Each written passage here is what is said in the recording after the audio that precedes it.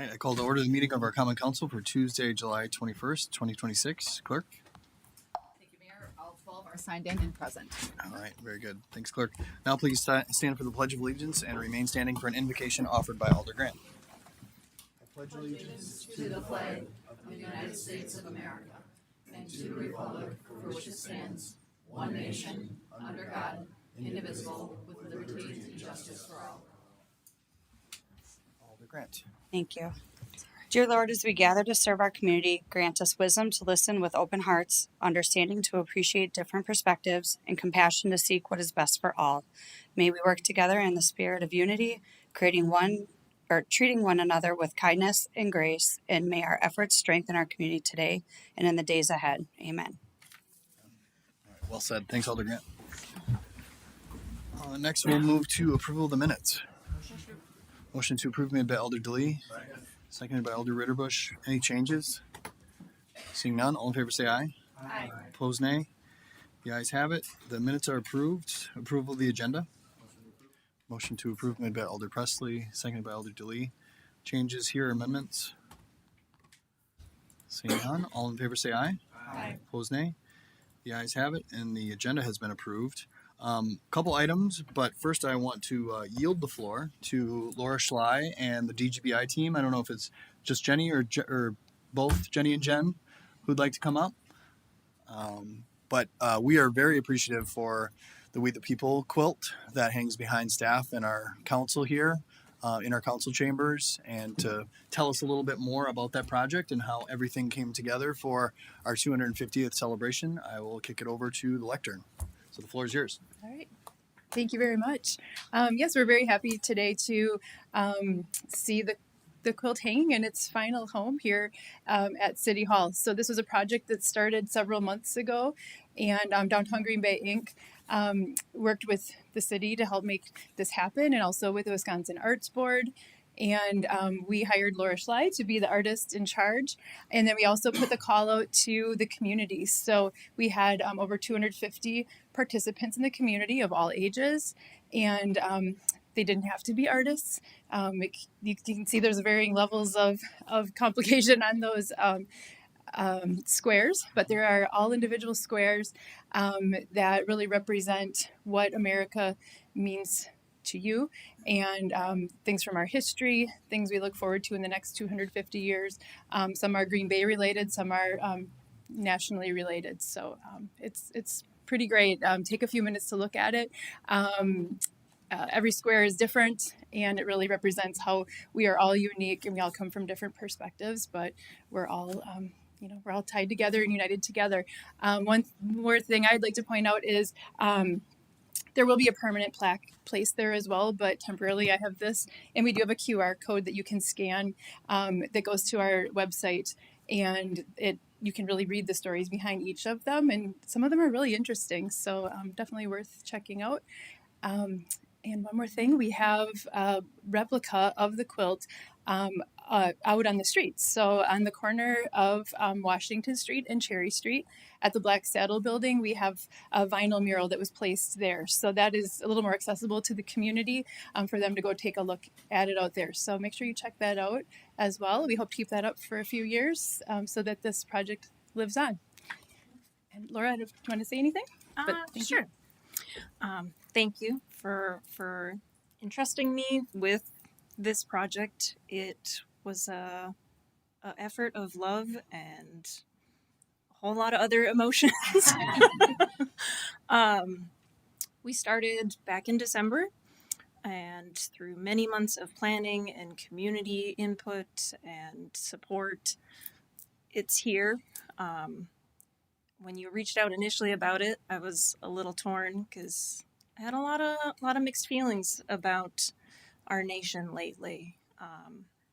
But I'm happy to say that after reading through the submissions and holding each person's voice essentially in their squares, it filled me with hope, because overall what I saw was a call for unity, a call for love and embracing one another, and we are stronger in our diversity. So it was a very uplifting project, and I hope that you all will enjoy it in this council. And thank you to DGI. Thank you to the city for helping support art and projects like this. It's exactly stuff like this that can help us kind of overcome tough conversations and difficult things that might not as easily be bridged. So thank you. Absolutely. Thank you. Really appreciate it.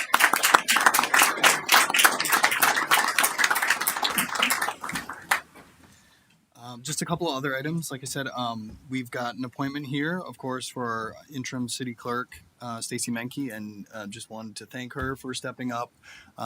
Just wanted the council to know that she has my full faith and support. She's been doing a great job in our clerk's office for a couple of years now, and I think is ready and more than willing to step into this role as her interim leader in the clerk's office. And she has a ton of support from city staff, myself included, but city staff across the board, as well as her team in the clerk's office. And so just hoping that you will support the appointment that is before you tonight. And I think I'll leave it there. So along to announcements from our council. Alder Grant, then Alder Ritterbusch. Thank you, Mayor. I know we have a meeting in August, but I wanted to recognize Schmidt Park Neighborhood Association. In August will be their 20th year of establishment of the association, and they're very active. They give a lot back to their community, and I truly believe that their neighborhood is a better place because of all their hard work and time. So just wanted to recognize them. Thank you. Thanks, Alder. Alder Ritterbusch. I want to recognize the Economic Development Department. We had a little bus tour, I believe it was last Wednesday. It was very informative. It was great to see all the economic stuff that we go on around Green Bay, the JBS development. Was very impressive for me because that's my members that work at the plant that are really looking forward to, moving into those facilities. So thank you to the Economic Development for the little tour. It was awesome. Thank you. Yeah, appreciate that. Yeah, there's a lot going on. So thanks to the Economic Development team for leading the tour and also the work that's demonstrated there. Other announcements, Alder DeLee? We have another Grooves on the Green event this Friday at Three Sisters Park on the west side of Green Bay. One that's not normally recognized. So come out, catch some live music, and eat some food off of a really good food truck. Very good. Thanks, Alder. Any others? Alder Prophet. I have 3, so I'll try and go fast. So typically in years past, as long as I've been on council, we've had a council meeting on National Night Out. I'm pleased to say that is not the case this year. So on August 4th, make sure you go out and you're supporting your local National Night Out. I know for sure Mather Heights Association, Navarino, and Oneida Nation always hosts a good one as well. But if I'm leaving anyone out, please forgive me. Second thing, Transit Commission doesn't always report out to council, but I am pleased to say last week at Transit Commission, we did pass free transit on election days moving forward. So I brought that forward with co-sponsorship from Alder Presley, Alder DeLee, Alder Shelton, and Alder Ritterbusch. So very excited to see that implemented in the city moving forward, not only for the August election, but all elections moving forward.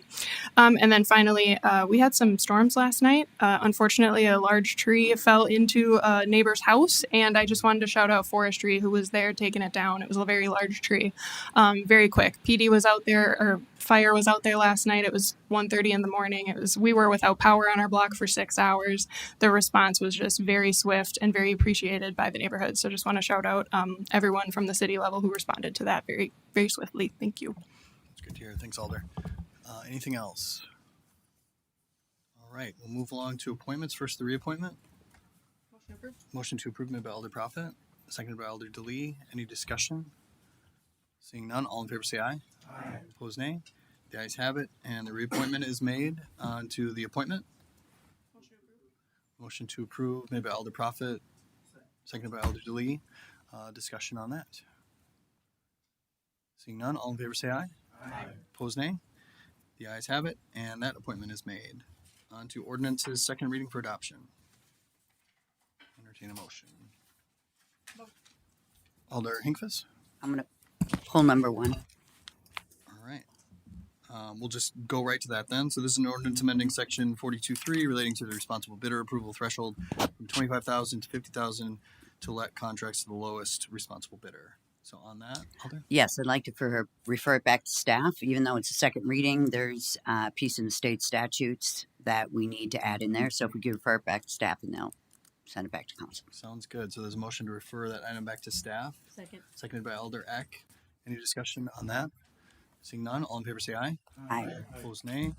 The ayes have it, and that ordinance has been referred back to staff. We have 2 remaining.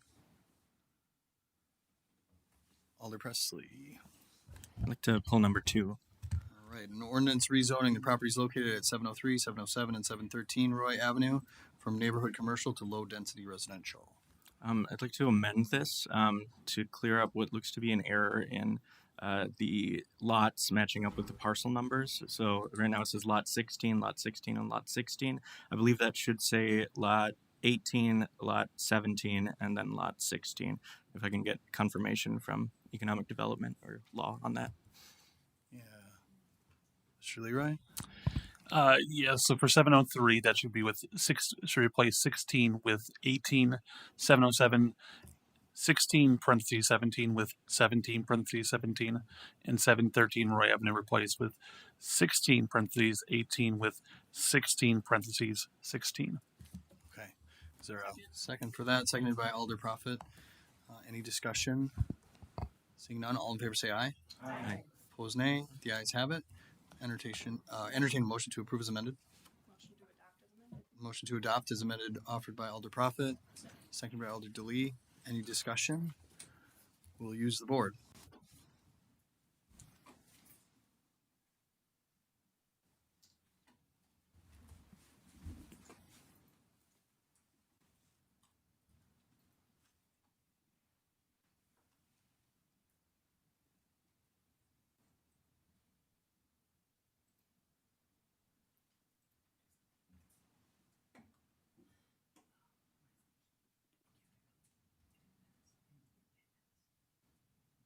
And that is approved unanimously.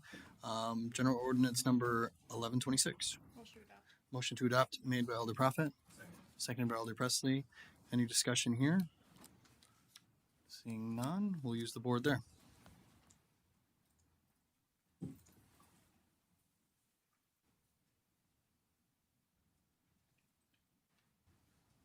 And that is adopted unanimously as well. Report of the Redevelopment Authority. Motion to approve made by Alder Prophet, seconded by Alder Presley. Items here to be handled separately. Hearing none, all in favor of the report will signify by saying aye. Aye. Opposed, nay. The ayes have it. That report has been approved. Improvement and Services Committee. Motion to approve made by Alder DeLee. Seconded by Alder Ritterbusch. Items here to be handled separately. Hearing none, all in favor say aye. Aye. Opposed, nay. The ayes have it, and that report has been approved. Protection and Policy Committee. Motion to approve made by Alder Prophet. Seconded by Alder Presley. Items here to be handled separately. 5 and 6. Any others? Hearing none others, all in favor of approving the remainder of that report will signify by saying aye. Aye. Opposed, nay. The ayes have it. The report has been approved with the exception of items 5 and 6. On item 5, Alder Shelton. Yeah, so thanks everybody. Just wanted to kind of pick up where we left off actually with this, quilt back here.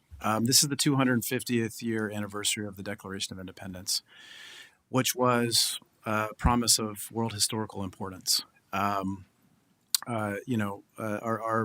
founders of this nation put forward a promise that all people would be treated equally, and that our kind of creed would be life, liberty, and the pursuit of happiness for everybody. Now, obviously, the world that they lived in back then was very different than the world that we live in. There were all kinds of tragic contradictions back then, including slavery and a lot of people excluded from the political process.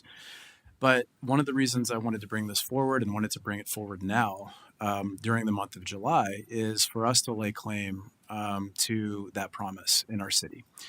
And obviously this is a resolution. It's not a binding document, but what it does is it sets a path for us.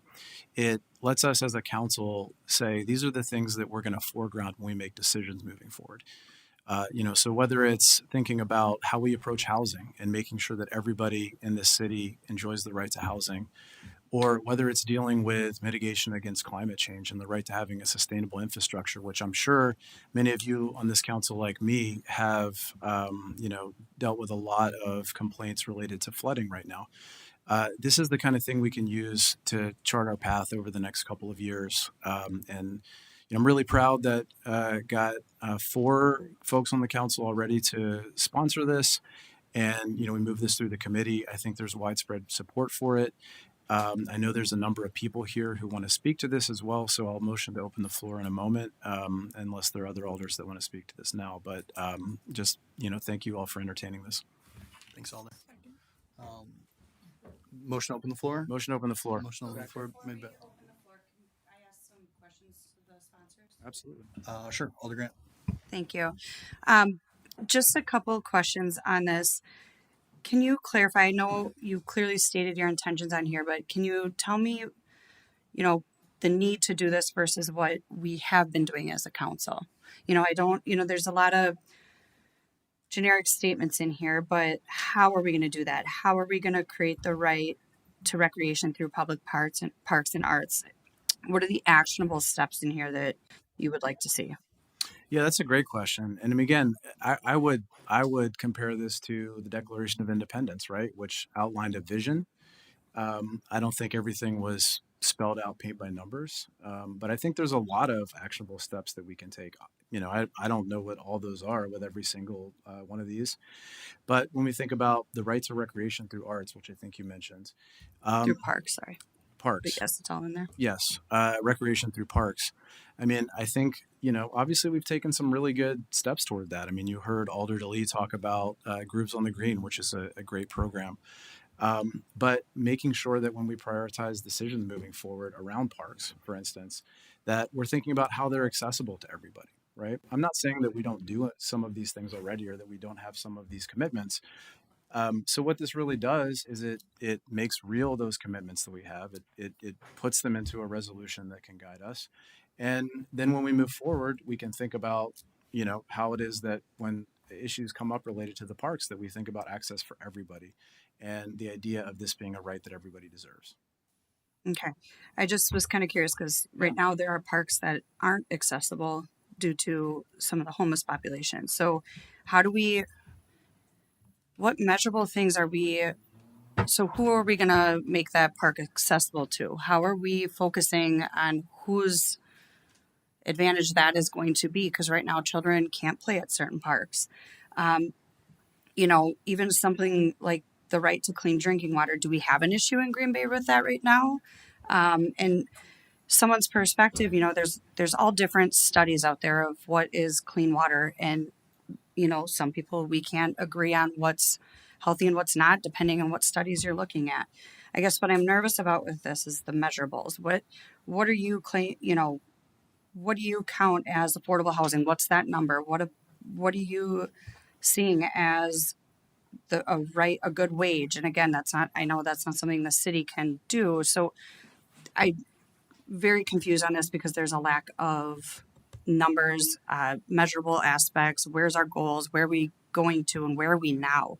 Where are the issues right now? Yeah, well, so I appreciate the question.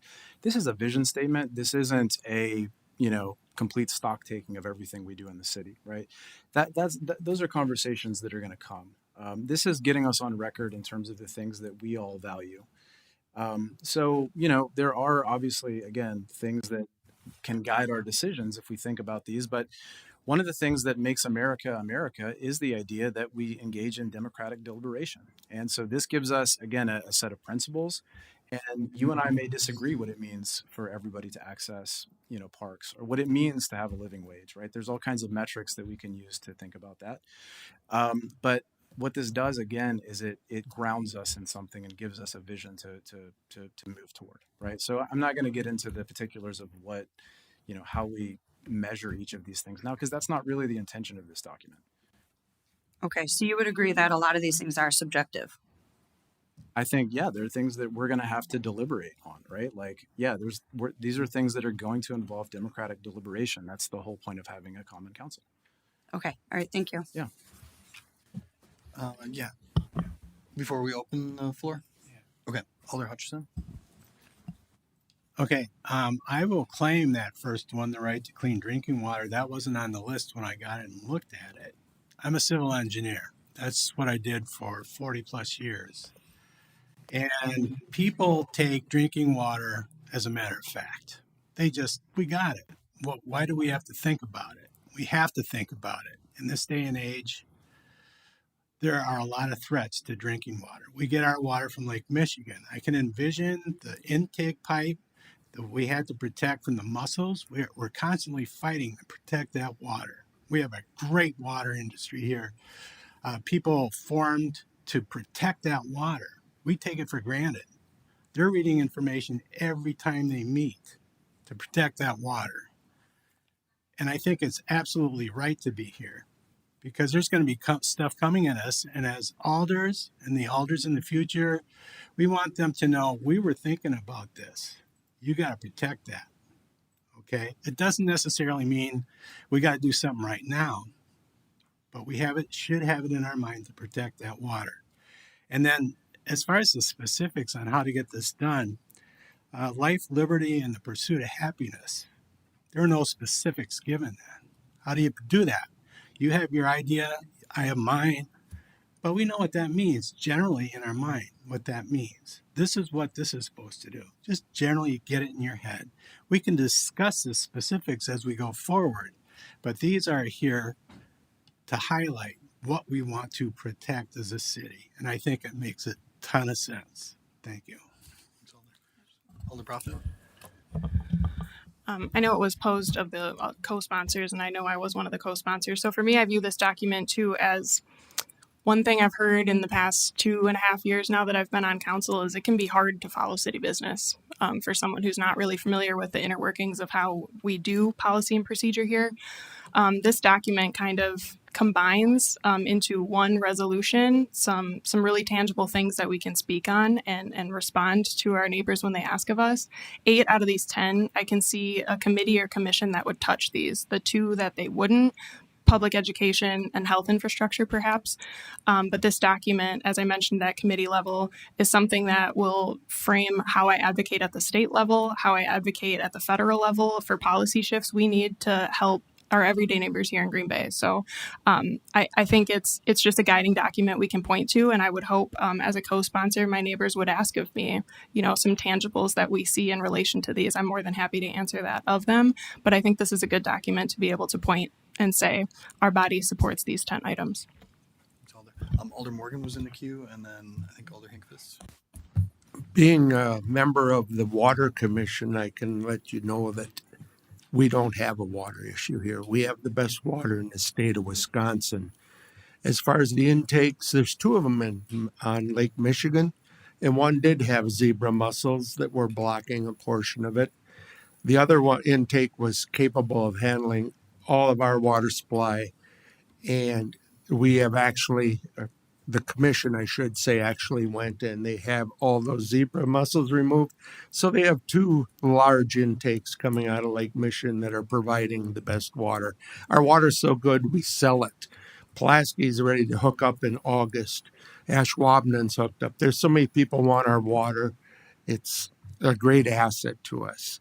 And then going into some of the other things, I've always been one that doesn't want to overgovern, and I think these resolutions do that. They tell people things that they're going to get.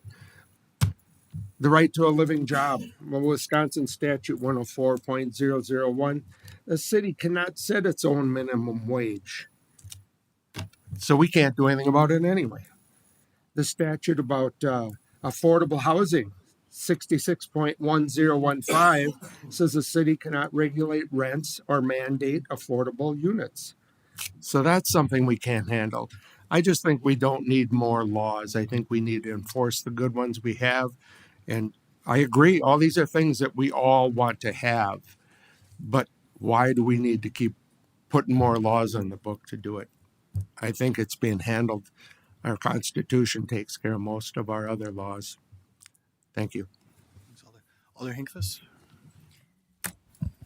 Thank you, Mayor. When I read this the first time, I read it one way, and then I read it a second way, as if I was sitting, whether I was at Humano or any other organization I worked for. And I look at this as a set of core values or a set of principles, um, a vision, how we want to govern and things that we want to take into consideration. Now, Alder Eck might view the clean water differently than I view, but it is something that we need to preserve. I mean, you go back to us putting back in the 50s, maybe, we put the water or the pipe all the way to Lake Michigan. We say, I mean, we want to continue to preserve those things. And I think for each one of us, we may interpret each one of these things differently and how we act is different, but it is a set of values or core principles that we, if you think about when we campaign, we want clean drinking water. We want people to have a living wage. That goes into economic development and the businesses that we bring in. Safe housing. I don't think any of this is rocket science. I think it's what guides our campaigns, and I think it should be something that guides the decisions we make here as a council. So thank you. Thanks, Alder. Any other comments before we open the floor? Alder Presley? Thank you, Mr. Mayor. Yeah, I just want to speak as well. Well, let's start with water. Like we do have good water. It's excellent. But we don't have a right to good water. We don't have a right to clean water right now. If we found a cheaper source of water that was maybe not as excellent, we could, as a council, decide we're going to switch over to this. Obviously, that's not likely, but because we don't have anything enshrining that right, we can do whatever we want with the water. We won't because there's public pressure, but I want there to be a document giving the public that pressure. I want people to hold us accountable. I want the public to be able to say, you said we would have clean water, and now you're proposing this, this, and this that might harm our water. You promised us that, and I want to be able to uphold those promises. I also want to be able to say that the government does something for someone. I don't like some of my fellow alders saying, well, the state won't allow us to do this. We can't do this. We shouldn't even pretend that we're aiming for this because we can't do it. I don't like saying that we can't. We can.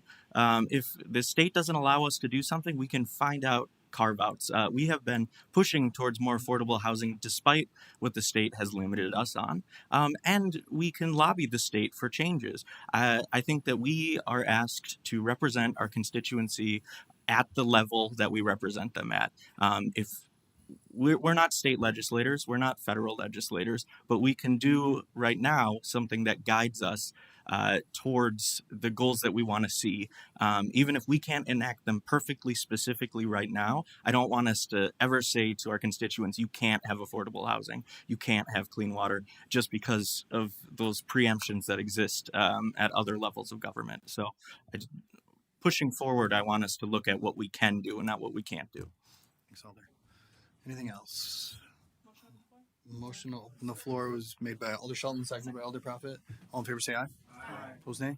The ayes have it. The floor is open. So we just have one registration in advance, but then everyone should feel free to approach the lectern and speak if you would like to. Sarah Bashy.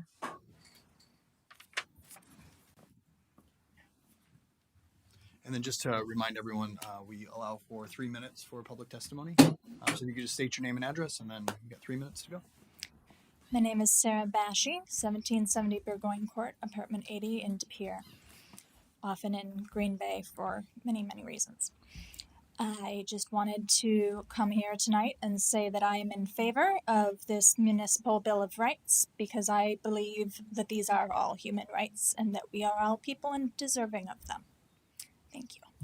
Thanks for your testimony. Hi, I'm Harvey Kay. I live 523 Larchette Street here in Green Bay. And just for the record, I taught for 42 years at UWGB. I'm now Professor Emeritus of Democracy and Justice. And I have for the past 20 years been involved, as some of you may know, in a campaign, a national campaign, to pursue an economic Bill of Rights. That question of an economic Bill of Rights goes back to the time of the founding.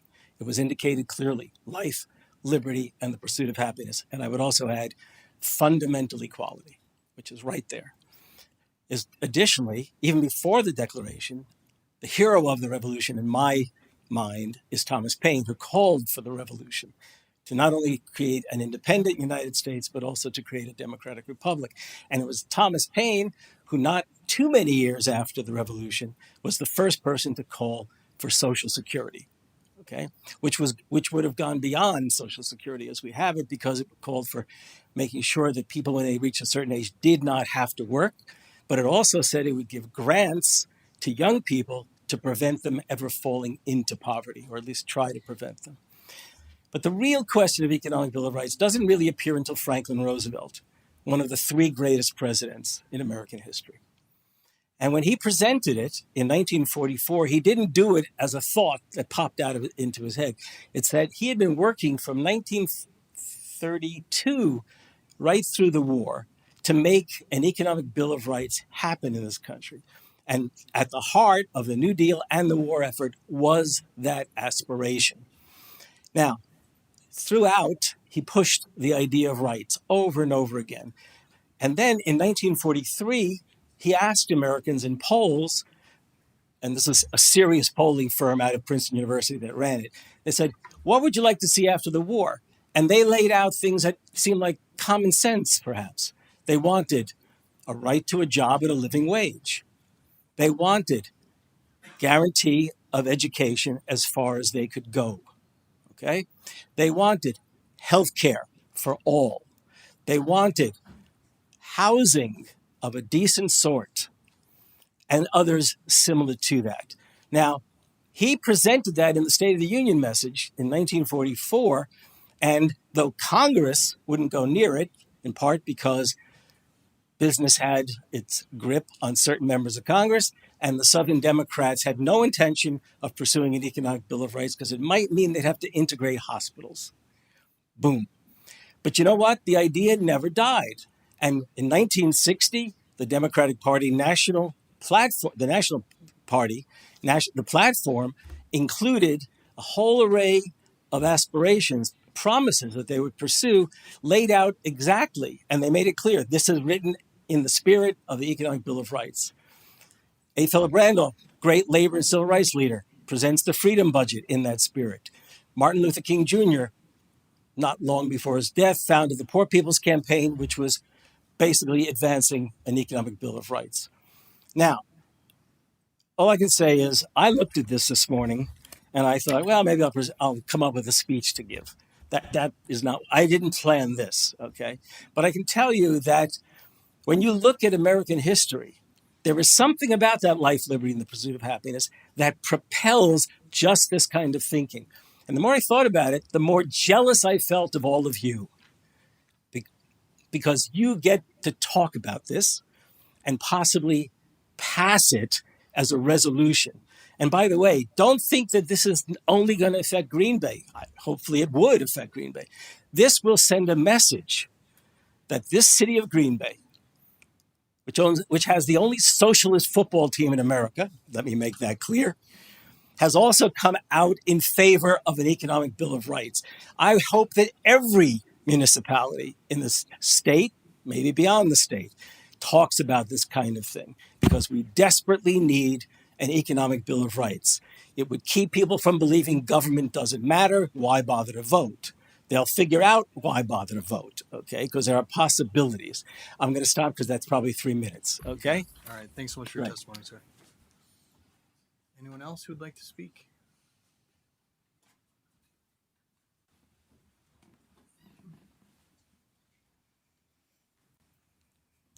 Good evening. Amber Edwards, 2434 Sycamore Drive, Green Bay. My name is Commissioner Amber Edwards from the City of Green Bay's Equal Rights Commission, and I'm here tonight to officially support Alder Shelton's resolution in that capacity. I am the community organizer for Joshua and represent the public support of our board of directors here tonight as well. I serve in this community in a variety of volunteer roles, including the co-chair for the Brown County Help for the Homeless Hygiene Drive, the Housing Programs Director for Veterans First of Northeast Wisconsin, and I serve on the executive team for Rooted In, Inc. I reside and vote in Alder Morgan's district, and I share these various roles with you to demonstrate the variety of ways I choose to use my time, my abilities, and my network to support the basic rights of survival and comfort to the residents of our community. Each of these roles is entirely nonpartisan, and each works towards the belief that Green Bay holds the power to become a community of belonging, a truly beloved community of belonging without othering, a community where resources aren't just made available as a task, but invested in because of their ability to build a better Green Bay. Wisconsin forward, right? This resolution asks the City Council to publicly commit to a standard of care for the residents of the city that we all love, to recognize that in a climate where nearly every human rights and social justice issue takes on a political lens, at the end of the day, the duty and the privilege of each and every elected official is to hear what your community needs from you and to find a way to uphold the dignity of every human being in your charge.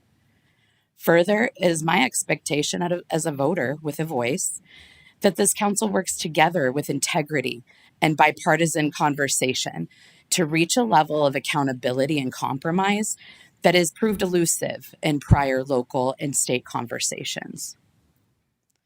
It is my hope that this resolution will become a guide, a beacon in the night of sorts, to pull conversation back to the core of the commitment each of you made in exchange for the title of alder, to serve your district in fairness and with the best interest of your people in mind. By voting yes, you agree to a framework that will help guide future conversations into useful tension that bears resolution and growth, and serves as a reminder that first and foremost, the power of government is nothing if not for the people that vote that power into being. Please consider the words that you spoke when each of you accepted your seat when you vote tonight.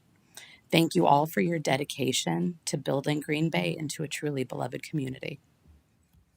Thanks for your testimony. Sorry? Thanks for your testimony. Thank you.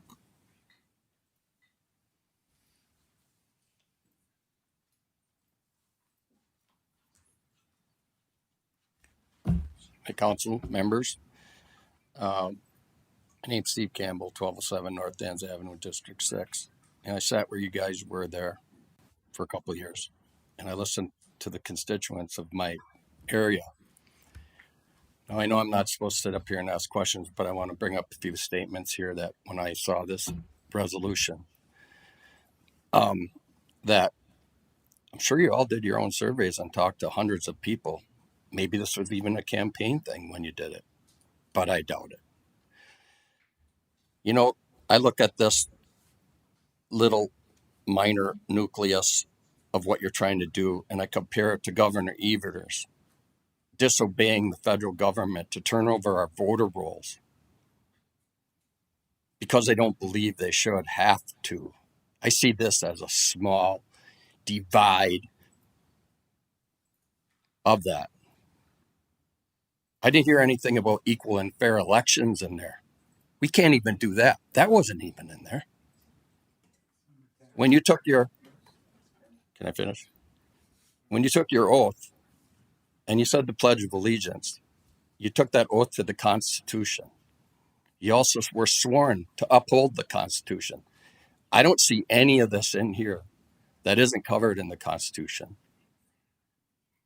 that covers everybody's rights, because you don't have a pull on that. It's just your theory, and that's the way it should stay.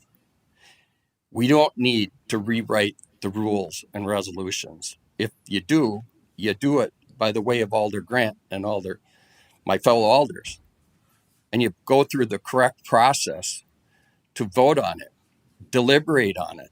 This is 2 weeks of meeting here and talking about it. We're just going to vote on it. I don't support that at all. And I've been telling everybody, including my customers, we don't need to ignore the state government, just as Evers doesn't have to ignore the federal government.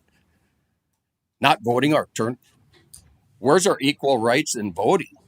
We have an issue here in Green Bay. I'm not going to point fingers, but it's been there for a long time. And I hope it gets resolved. because it's resting on everybody. And I'm a victim to it. And a lot of voters, half the voters in District 6 are victims of it. I have video testimony. I sat through 15 hours of recount by a former clerk, incompetent. Sir, if you could just stick to the resolution, please. I'm just saying, that was equal rights. I got billed 3 times what it should have been. It took 15 and a half hours to do it. Where's my rights? That's taxpayer money that people got paid. One person collected $900 an hour for 15 minutes. Where's the right in that?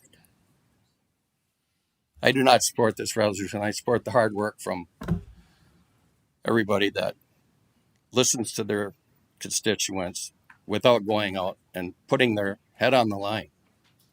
Because you're just speaking for yourself. And this is it's going to create a windfall. Thank you. Oh, question from Alder Presley and then Shelton. Thank you, Mr. Campbell, for your testimony. Number 10, the right and ability to participate in free and fair elections. Would you say that covers what you would hope?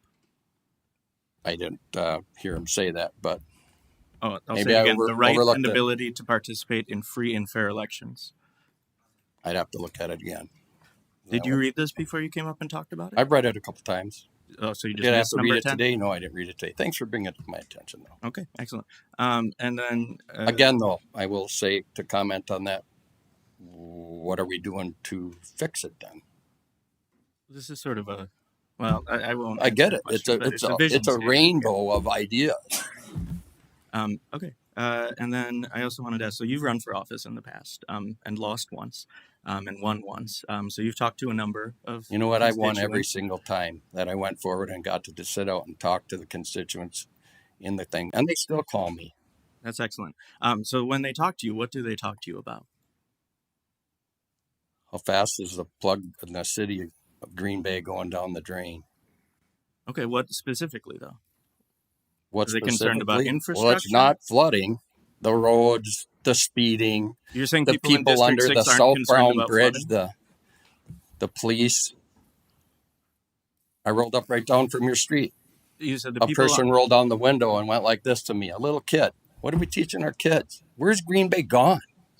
You're asking me, I'm telling you. So one of the things that you mentioned was people living under a bridge. The right to safe, quality housing through either affordable rental units or owned homes. Does that speak to something that your constituents, past constituents, have talked to you about? He lived there for over a month last year till he had a confrontation. And when I said, I could get you help, I know people that can help you. Then he graffitied the wall. Now he's defacing property. And he said he had a job. Guess what it was? He's a paid protester, and he was proud of it. Okay. I'm a little bit confused, but I guess what I'm getting at You asked me is about the guy living under the bridge, I-43 South. He's there right now, other than he got delivered a 72-hour notice to evacuate. So okay. It seems like you're having a conversation that I'm not a part of. you should. It's your district. I know I just don't understand where this is coming People from. call you all the time. You don't respond. Okay. They call me them. I wanted to ask though, because one of the things that you have mentioned is that these rights are not something that people care about. And so my question to you was What rights? the rights listed. Again, did you read this? I read it. Okay. I listened to it. So there are 10 things here that are listed. Yeah. And you're saying that people don't care about these. So I'm asking, is that true? Have you People talked are to people? saying we don't need them.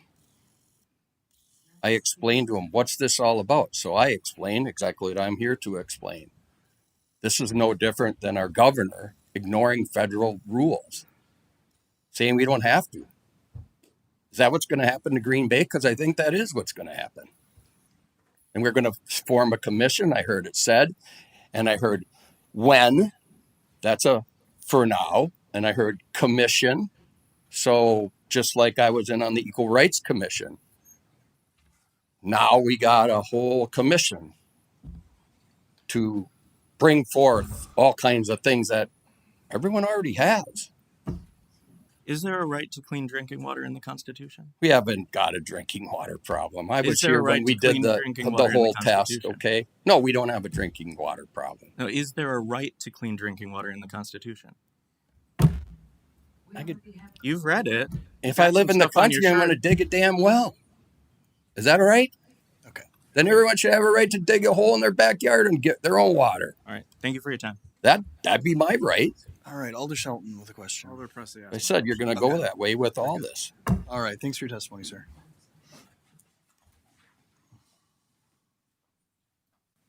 Hi, I'm Micah Zolke, 1430 Day Street. At my normal job, I'm an ICU nurse, so I deal with people dying all the time, and you get the highest of highs emotion when you can save people's life, and the anger and sadness when you can't.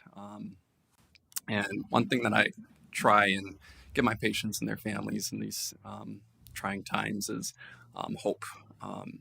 They did a qualitative study in healthcare, one of the biggest, and they found most patients and their families are lacking one thing, and that's hope. And I just want to say I support this motion just because it seems to inspire that. I know someone mentioned that making that quilt, they kind of felt like they lost that at some point, and doing that project kind of brought it together. And I think this is a good thing to bring everybody together and try and inspire some of that hope, even if there is some conflicting points. It's for us to come together just like the quilt and provide that hope to the community. So appreciate it. I have to go to work, but thank you for your work. Thanks for your testimony.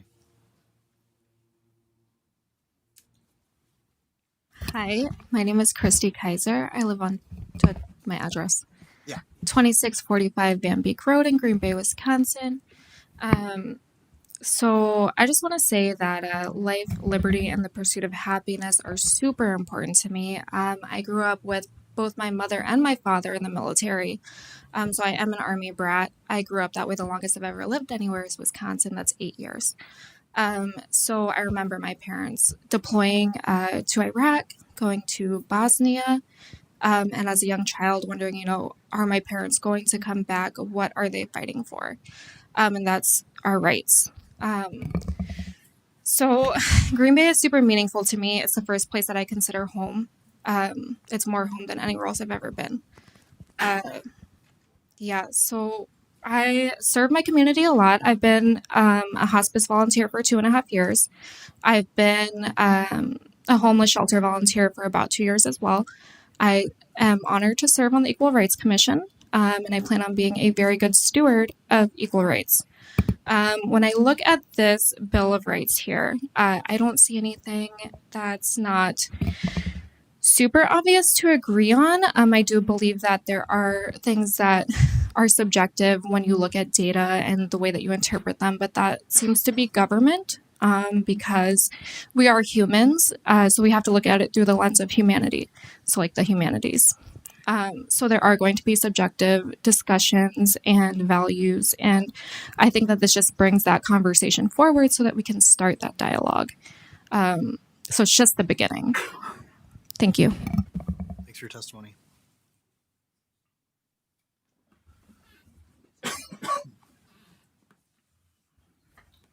Hey everyone, how are you? Ahmad Rivera Wagner, 617 South Quincy. Have the distinct pleasure of being the state representative for this community.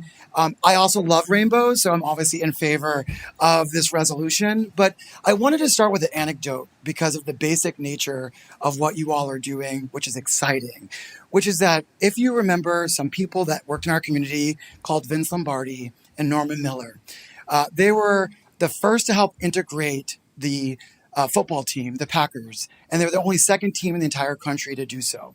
When the Packers were integrated here in Green Bay, Norman Miller and Vince Lombardi figured out that we could openly discriminate against people of color for living in the city of Green Bay.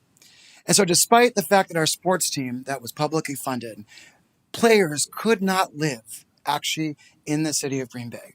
In fact, the first people that rented to folks that violated the law were some of our Jewish neighbors in Green Bay that opened their doors to Black players. But guess what the Packers decided to do? Vince Lombardi and Norman Miller got together and actually lobbied their state legislature. And the first ever anti-discrimination laws around housing came from the publicly owned team, a local business person, and a white coach who happened to love football to make sure that people in Green Bay, regardless of their background, could live in this wonderful community. There's a reason why we are the number one place to live in the United States, because we take care of one another.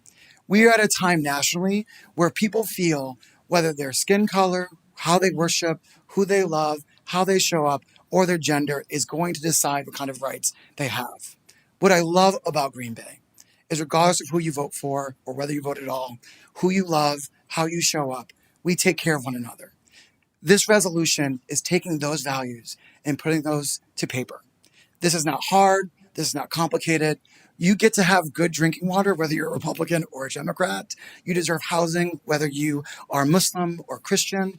You should be able to get a good job, whether you are male or female. These are things that we all can agree on. We can make this a culture war fight, or we can do what we've been doing forever, which is putting into words that we care for one another and we support one another. I encourage you to do so. And as your state representative, I plan on taking, when you pass this, and turning this into public policy, what we've already done. And many of you have worked on this with me. But it does matter that our local government echoes simple, basic values. That no matter who you are, no matter how you show up, if you work hard, you can thrive in Green Bay and government will take care of you. I'm very excited for you all to pass this. I'm very excited to work for you to implement it. And I look forward to having as many yeses as possible on this resolution. Thank you. Thanks for your testimony.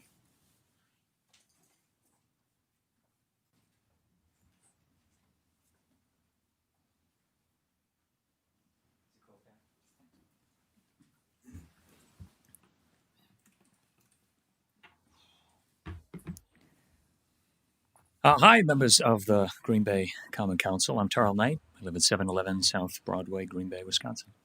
The United States recently commemorated the 250th anniversary of the signing of the Declaration of Independence, which is really history's ultimate mission statement. It guaranteed unalienable rights, among them life, liberty, the pursuit of happiness. You know it. You love it.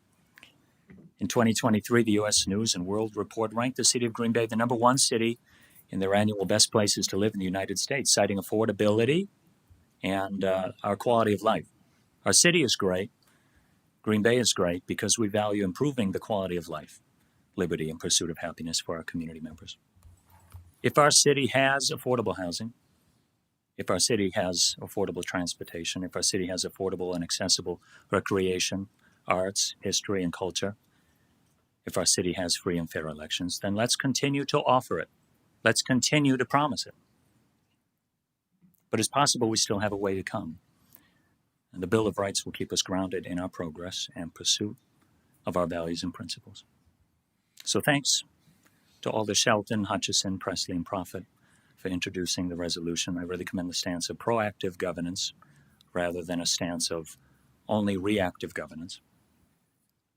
The same way the Declaration of Independence is a mission statement for the promise of the United States and for all of us, it's invaluable for any organization to have a mission statement which codifies its values and principles. As a full-time volunteer who serves with a dozen nonprofit organizations in our city, business associations, neighborhood associations, civic organizations, I welcome our city sharing the same opportunity of a mission statement with our Economic and Social Bill of Rights. The purpose of local government is to improve and protect the lives of the people it serves. In celebration of 250 years, it's incumbent of us to act patriotically by supporting true American values and principles.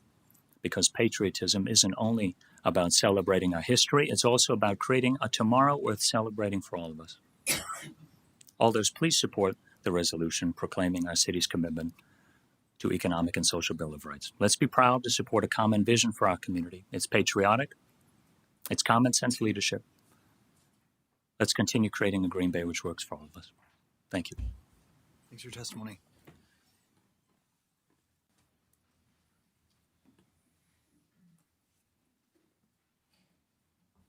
Hello, good evening, Mayor, members of the Common Council, and community members. My name is Tara, and I serve as the chair for the City of Green Bay's Equal Rights Commission. I'm speaking tonight in support of this resolution that affirms economic and social Bill of Rights for the people of Green Bay. This should not be a partisan issue. These are not polarized political concerns. These are community concerns. We may disagree on the best practices or the role of the government that the government should play, but we should be able to agree that a strong city is one where every person residing in that city has fair and equal opportunities, has opportunities to work, can contribute, feel safe, and can succeed. This resolution gives us a common ground to move forward on. To me, equal rights must mean more than protections written on a piece of paper. They are also meant to give fair opportunities and a safe space for people to live and to participate in our democracy and to build a stable future.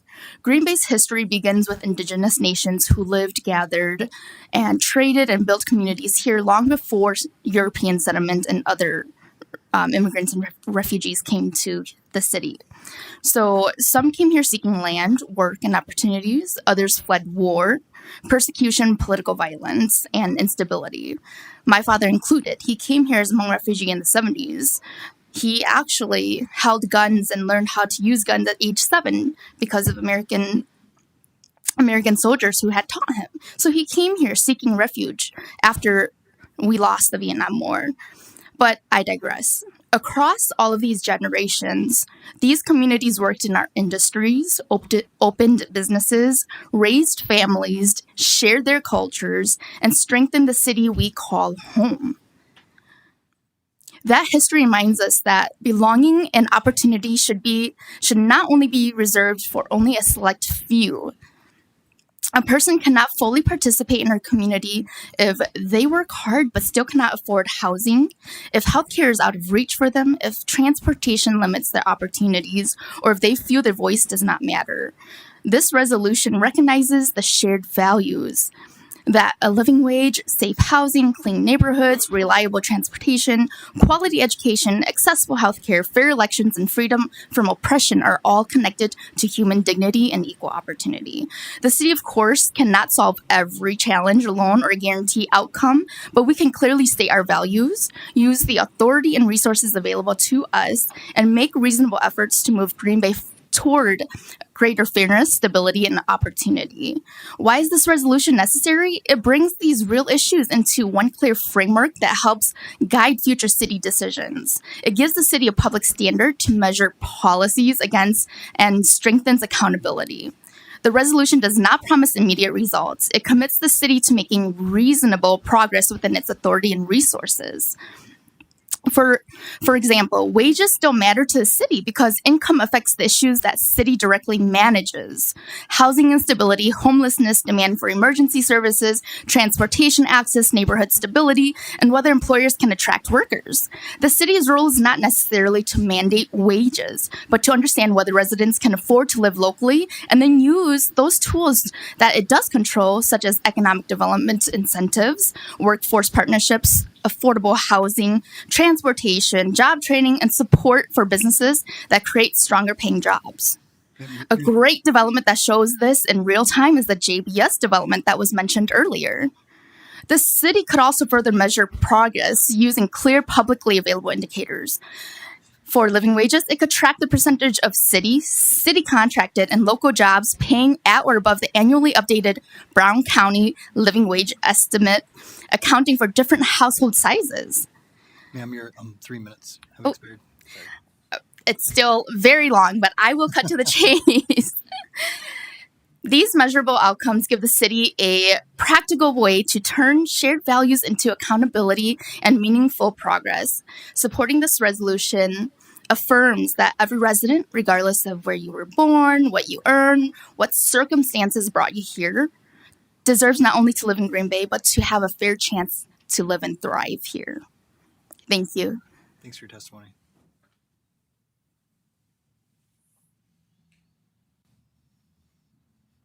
Hi, I'm Cynthia Narentz from 1676 Langlade Avenue, and I'm thinking don't more areas of the community deserve to have some input, like employers, housing providers, hospitals, utilities, taxpayers, finance staff, legal counsel.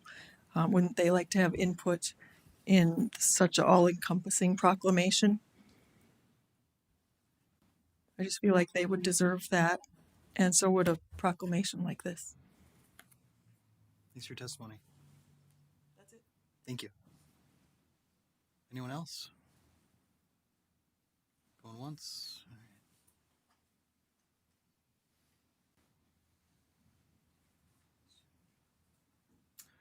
Hello, my name is Octavius Simpson. I live at 365 Laverne Drive, Apartment 6.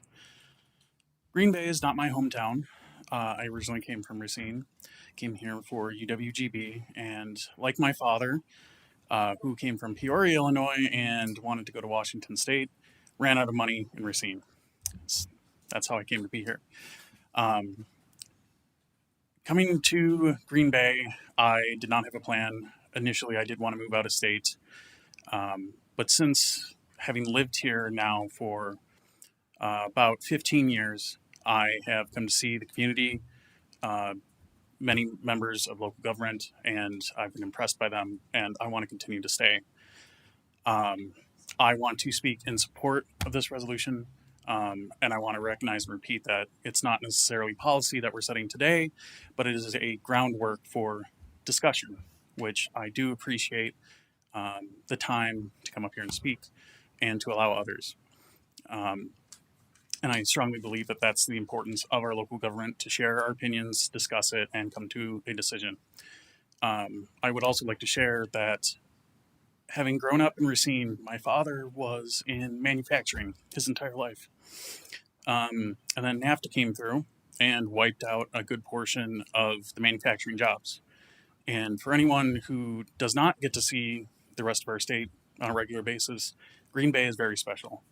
I am surprised by the amount of manufacturing jobs that are still here. I'm surprised by the fact that they haven't gone anywhere. And I find that incredibly impressive. My father is about 70 years old. He's needed a hip and knee replacement for many years, but because he's been jumping from job to job, he has not had that. And if you can't tell, it does kind of break my heart a little bit to be talking about that.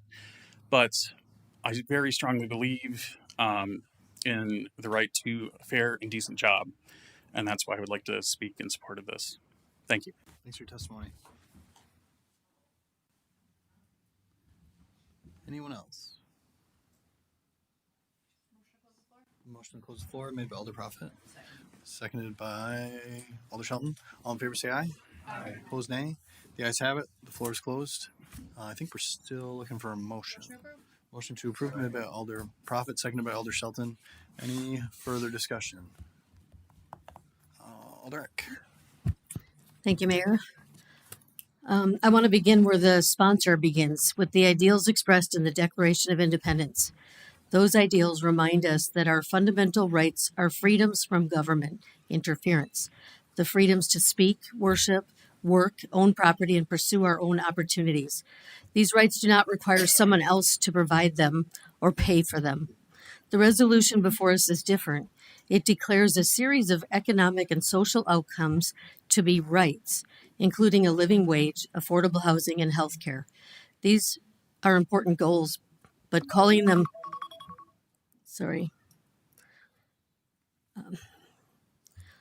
they're important goals, but calling them rights raises an important question. Who is responsible for providing them, and who pays for them? When government declares a right that depends on someone else's labor, property, or tax dollars, we should carefully consider the promises that we are making. Second, this resolution contains no implementation plan. It identifies no funding source, no budget, no timeline, and no measurable outcomes. Green Bay operates under levy limits and a finite budget. We cannot responsibly promise to guarantee services or benefits without explaining how they will be funded or delivered. Good intentions alone do not create sound public policy. We should also recognize the message this sends beyond City Hall. Employers, developers, healthcare providers, and families all make decisions about where to invest and where to live. Green Bay should be known as a city that values fiscal responsibility, predictable government, and opportunity. We should be encouraging investment, not creating uncertainty about future obligations that neither this council nor the city can realistically fulfill. Third, we must acknowledge the legal realities. Wisconsin law expressly prohibits municipalities from setting their own minimum wage.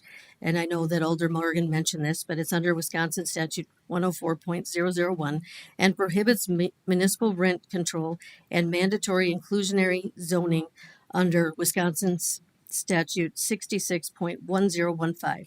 In fact, the resolution itself recognizes these limitations by asking the legislature to restore local authority and acknowledging that the city cannot unilaterally guarantee many of these rights.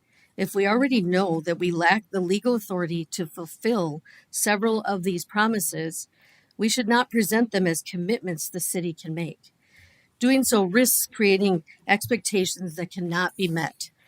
And finally, I believe that this proposal deserves a more thorough public process. Before adopting a document intended to guide the city's priorities, we should hear from our legal staff, finance department, employers, healthcare providers, housing developers, and other stakeholders. I've said this in the past. We need to bring stakeholders in more often. Understanding the legal, financial, and practical implications should come before adopting a broad statement of policy. Let me also be clear about what I support. I do support clean drinking water, safe neighborhoods, well-maintained streets, effective police and fire protection, responsible budgeting, and a city that attracts businesses, creates jobs, and provides opportunity for every resident. Those are the responsibilities local government is uniquely positioned to fulfill, and doing them well improves the quality of life for everyone. The best way to expand opportunity is not by making promises beyond our authority, but by becoming one of the best run cities in Wisconsin. Strong infrastructure, sound finances, excellent public services, and a healthy business climate are what attracts employers, encourage investment, and give families confidence to build their future here. This is not a vote against affordable housing, healthcare, clean water, or good jobs. It's a vote for honest government. Government that makes commitments that it has a legal authority, financial ability, and practical means to fulfill. For those reasons, I respectfully urge a no vote on this resolution. Thank you. Thanks, Alder. Anything else? Alder Sheldon? In 1776, I want to just remind everybody that when the promise of the Declaration was laid out, there would have been a lot of people. In fact, there were a lot of people who would have said, "We can't do things this way. We've got we've got a legal framework that says that everything revolves around the king. We've got laws that preclude us from having democratic deliberation." And what those folks did during that time, again, with all their contradictions, was they set forth a powerful vision. They didn't have budgets set up. They didn't have everything crossed to the nth degree to make sure that they had every detail in place. What they had was a vision. And they said, these are our commitments, the things that we are going to fight for moving forward, because we're building a society that is built on the idea that hereditary monarchs don't get to control our livelihoods, don't get to control our futures. That's what we're doing here. And with all due respect, I find it hard to believe that most employers don't believe that every person in the city should have a living wage, that developers don't believe that everybody shouldn't have a right to housing. So again, this is a vision. There are things that we'll have to figure out. Of course, there are laws that we'll have to deal with, right? We can't set a minimum wage as a city unilaterally. We can push our state representatives to allow us that ability. That happens in lots of different states for localities to set minimum wages. We can push to remove preemptions from our local government so that we can be better at making some of these commitments. And we can do things within the framework of what's legally permissible. No one's asking for anything that's not legally permissible here. So I would just remind everybody of that and remind everybody that what it truly means to stand on the shoulders of the founders of this nation is to adapt with the times, to push for things that we know people need, and to set that powerful vision and to be guided by that vision. So thank you. Thanks, Alder. Alder Grant? Thank you, Mayor. After hearing our speakers, it is clear everyone has interpreted this in their own way. I've heard things like, let's not make this partisan or political. We need to have good conversations and discussions, and we need to bring our ideas together. I have not heard any comments in regards to this resolution by our council that have made it political or partisan. It is disappointing that the last 4 years of serving this community, mine and my fellow alders' work, aren't being recognized as accomplishing such things without a resolution like this in place already. We individually represent our unique districts. Residents in my district know clearly through my work and campaigns that I have the best interests of my residents in mind, which is why I'm still in the seat today. We all have our own opportunities and platforms to make statements of our values such as this. As alders representing different districts, we are not one idea or framework. That's what makes a great council, a mix of ideas and priorities. And as a council, I've always felt we have had no problem having discussions, sometimes too much. But I've honestly, in the past 4 years, have rarely supported resolutions because I believe actions speak louder than words. And I worry this resolution is misleading and unclear for our residents, so I do not support it. Thank you. Anything final? Alder Presley. I'm not super well spoken like Alder Shelton. I'm not a historian, but I'm putting myself in the position of the constituents because I was in that position not too very long ago, living in an apartment, paying half of my wages in rent, and just feeling like the city's not providing what it could be providing. And if I was in those seats in the gallery, seeing an alder put something like this forward, saying your government can and should and will work for you. There are things that we think you deserve, that you have a right to, and we aren't going to guarantee them right now. It's in the last be it resolved. We're not going to guarantee them right now, but we are going to work. We're going to use the tools at our disposal to get you there. That would hearten me. That would make me feel like this is my government. This is the Green Bay I want to live in. And hearing people say, well, no, we can't do that. Here's all the reasons we can't do that. Here's the reason we don't want to promise you anything because we can't do it because the state says we can't do it or this or that ordinance says we can't do it. I just wonder what people are thinking when they see a council that says, no, no, no, no, no. You can't have this. You don't deserve this. This is not what government does. I would like us to be a council of yes. I would like us to be a council that doesn't have to deliberate on just the ideas of what we can accomplish. Let's do them. Let's set a framework. Let's make things happen. I think there's a difference in ideology, and I got a little heated with my predecessor before, but I think there was a representation there. He was the one person who spoke against this, and the people voted him out because he spoke against this on the idea that this is not what people care about. People do care about this. People do care about clean water. People do care about the infrastructure that is making their houses flood. People do care about these items 1 through 10 and more. And I want us to fight for something and not just say no. So I am way in favor of this. Thank you. Thanks, Alder. Anything else? Alder DeLee. When this first came up, I looked at it at two different ways. Were we overstepping? I wasn't on this as one of the supportees of it, kind of because I missed it, but it's not, it was, I didn't want to overstep with items that we couldn't give. We couldn't provide for our constituents.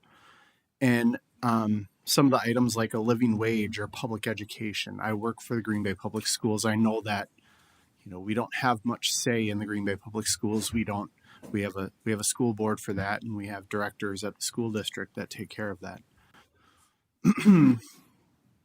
But we all need to look at this from a different lens. And we've seen different lenses from everyone on the council tonight and people who stood up and talked.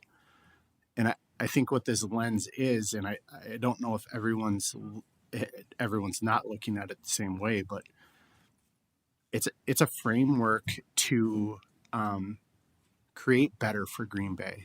It's a framework to, we have an item like living wage. No, we can't we can't change the minimum wage in Green Bay. We can lobby the state for it, but we can't do it from a city's perspective. But we can work on bringing new business into Green Bay. We can bring more manufacturing into Green Bay, which creates better wages for Green Bay and for the people who live here.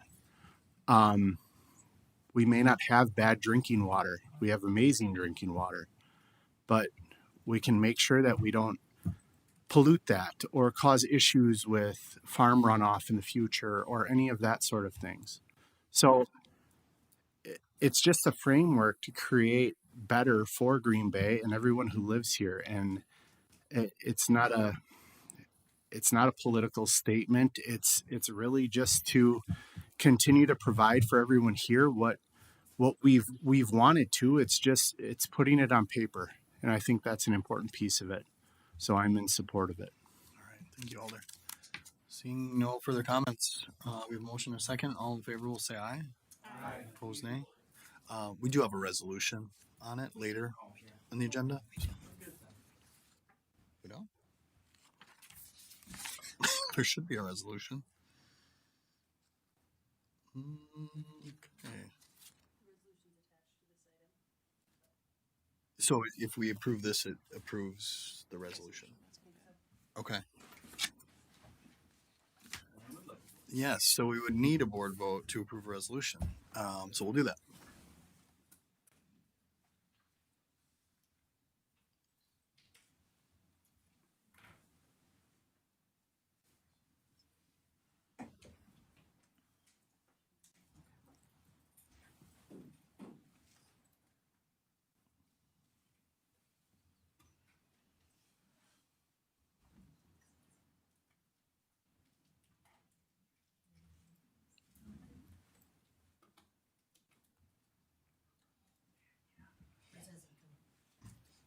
Your vote? I did. Her vote hasn't. Yes. Alder Hinkfist votes yes.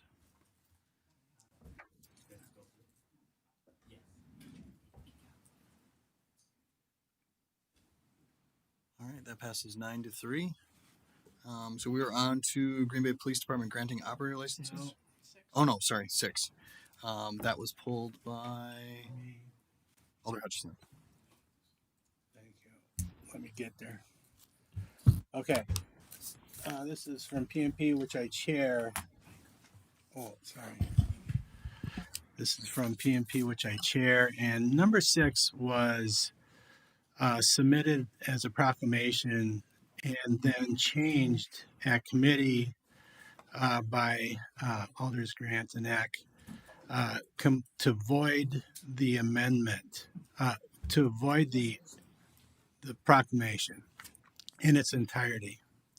And so what the committee voted on was communicated verbally, and I think there was some miscommunication, at least in my part, because the drift of the new communication was to direct staff to present a full report at the council meeting on August 18th of the findings that were submitted to WEC regarding duplicate ballot complaints. Okay, that's what I heard. Okay, that's what I voted for. The rest of this agenda item apparently was communicated and read by, I think, Alder Grant.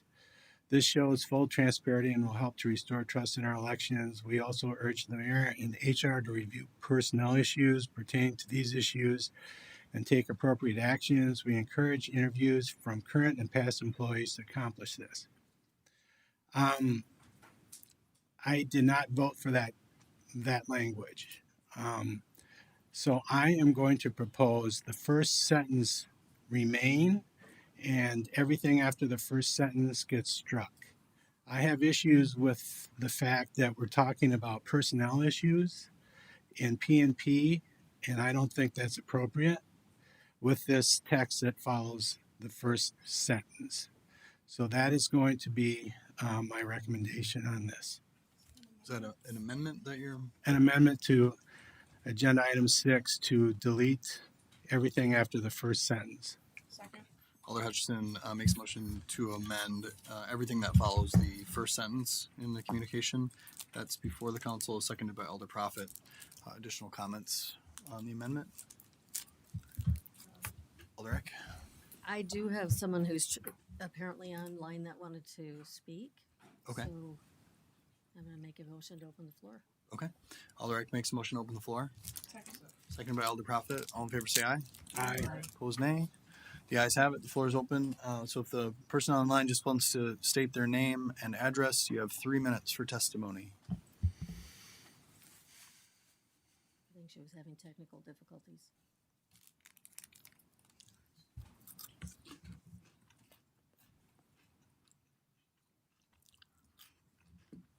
You seen anybody?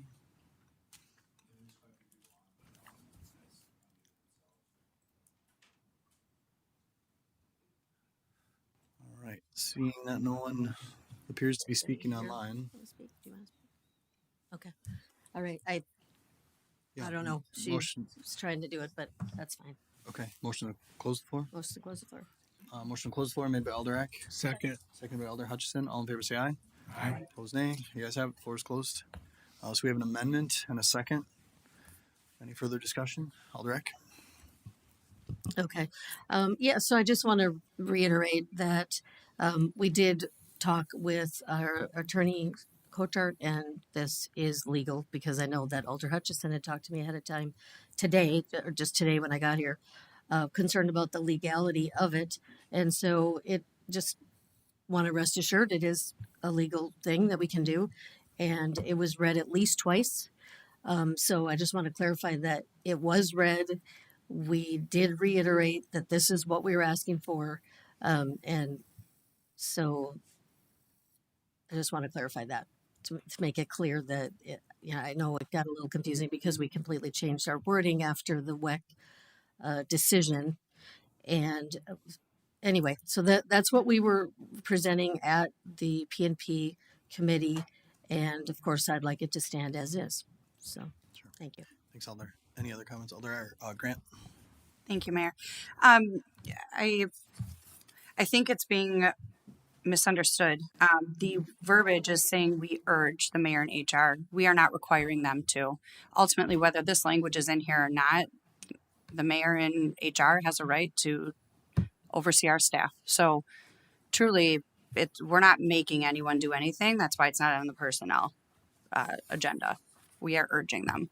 Thank you. Any other comments?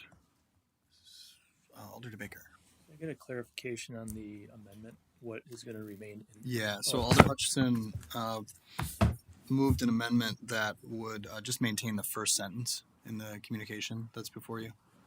And that reads. I can read it. To approve as amended the communication submitted by Alder Eck and co-sponsored by Alder Grant to direct staff to present a full report at the council meeting on August 18th of the findings that were submitted to WEC regarding duplicate ballot complaints.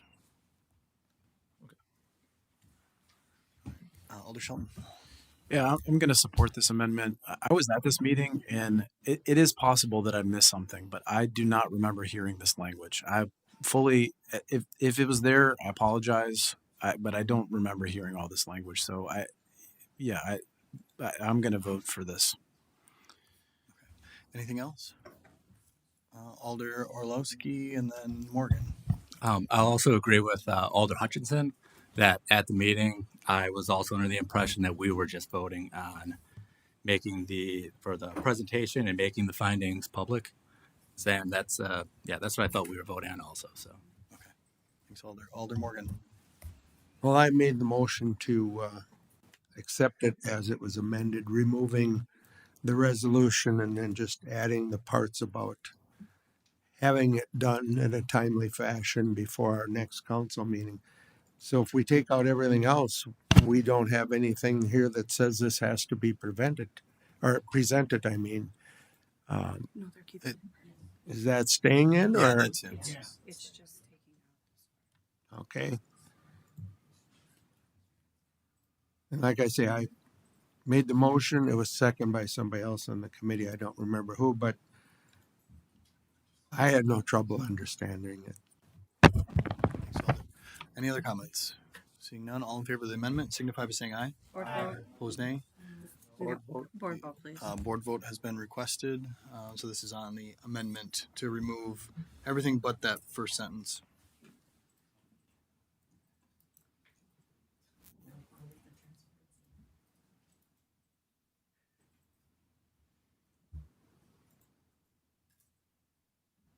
And that passes 8-4. Motion to approve as amended, offered by Alder Prophet. Second. Seconded by Alder Hutchison. Discussion on that. Seeing none, all in favor say aye. Aye. Opposed, nay. The ayes have it, and that item has been approved as amended. Report of the Green Bay Police Department granting operator licenses. Motion to approve made by Alder Prophet. Seconded by Alder Hutchison. Any abstentions or names to be handled separately? Seeing none, all in favor say aye.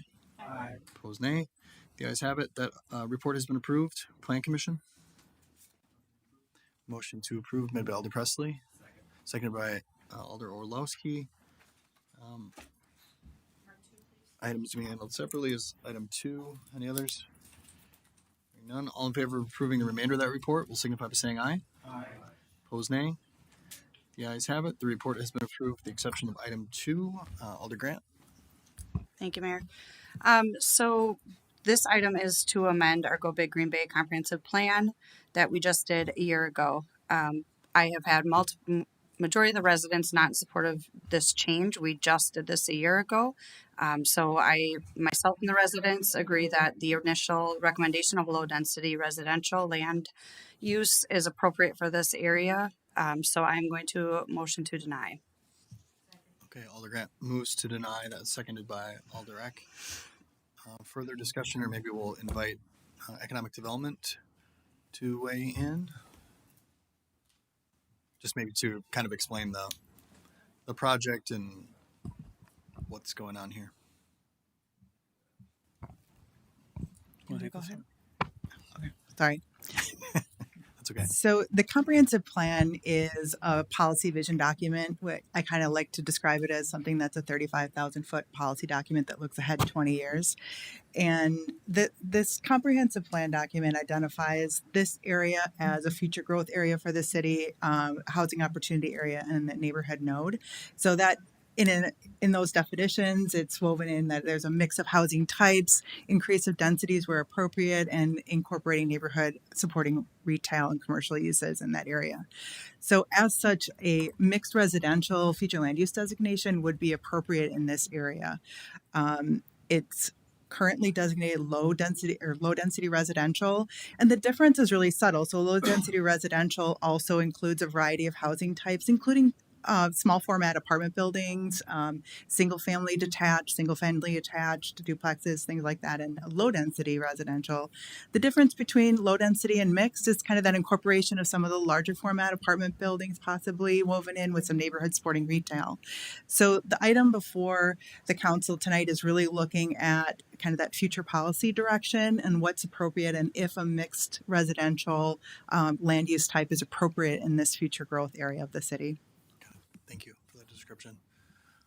Any comments from the council on Alder Grant's denial motion? Alder Hutchison, then Prophet. Okay, I sit on the Plan Commission, and the Plan Commission reviewed all this information. They heard from Alder Grant, and she was very articulate in what she wanted. And basically, the Plan Commission voted to approve this as it is, taking all the discussion into account. So I think, I'm not going to put any words in Alder Grant's mouth, but I think what she was pushing for was recognized and voted against by voting for this way to go. Thanks, Alder. Alder Prophet. So I pulled out my trustee comp plan document that we did just a year ago, and I tried to highlight the area that we're addressing here. Right across the street on Woodside there is actually designated as multifamily residential, and across the street on Humboldt is already mixed residential.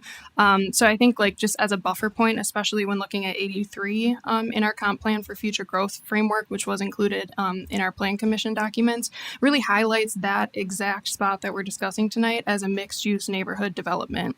So I think I'm not going to say it was an oversight. There's certainly a lot of little nodes all included in here, but I do think this change is a more natural buffer to go from what potentially across the street will be multifamily residential to a mixed use as a more like gradual buffered back down to low density residential over by the Ernie Wolf Sports Complex, where I've spent a lot of time playing soccer this summer. So I think given that this is just a comp plan amendment and not an actual zoning change, I think if an actual plan were to come forward to change the zoning, I'm more than comfortable hearing out residents and neighbors at that point. But just given, I mean, across the street is even like twice the elevation and future land use, I think this is a more natural buffer. So I agree with staff's recommendation and would prefer to just keep it as is. All right, thanks, Alder. Any other comments, Alder Grant? Thank you, Mayor. Thank you, Elder Prophet, for pointing that out. So that actually your point kind of explains why this would remain as a low density. If you're surrounding it by higher density, why would you stack on more density? I thought we were trying to mix areas. And secondly, this growth plan has been used to guide us.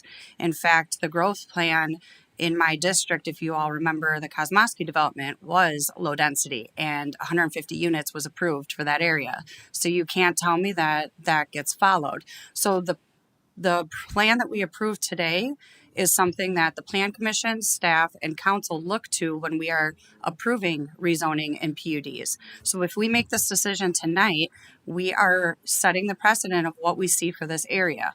And I'm telling you, when the letters went out to my residents after the Plan Commission meeting of what the result was, I got even more feedback. I have gotten everyone in this area saying, please do not make this higher density. There's already projected amount out there. There's already a lot of apartment units by Huron over by University. We just did Bay City Lofts over there.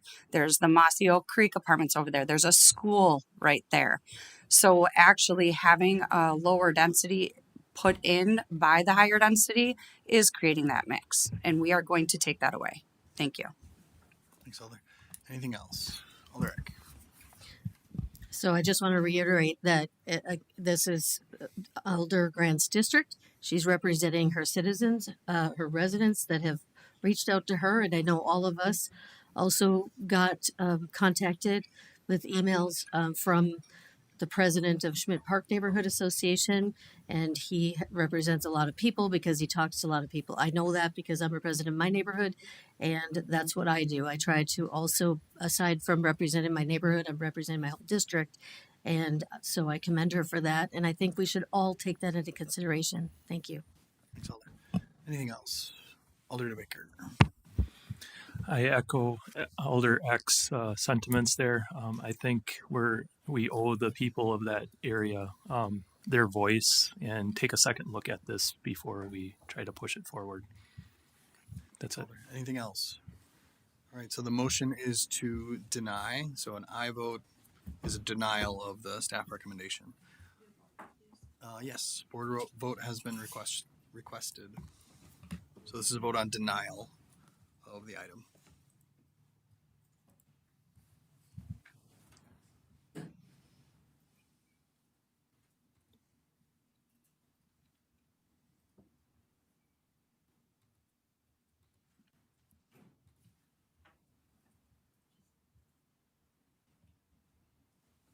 And that fails 5-7. Entertain another motion. Motion to approve made by Alder Prophet. Second by Alder Presley. All in favor will say aye. Aye. Opposed, nay. Nay. The ayes appear to have it, and that item is approved. Report of the Finance Committee. Motion to approve made by Alder Prophet. Seconded by Alder Shelton. Items here to be handled separately. Hearing none. All in favor say aye. Aye. Opposed, nay. The ayes have it. That report has been approved. Park Committee. Motion to approve made by Alder Ritterbusch, seconded by Alder Eck. Items here to be handled separately. Hearing none, all in favor say aye. Aye. Opposed, nay. The ayes have it. That report has been approved. Personnel Committee. Motion to approve made by Alder Prophet, seconded by Alder Hinkfist. Items here to be handled separately.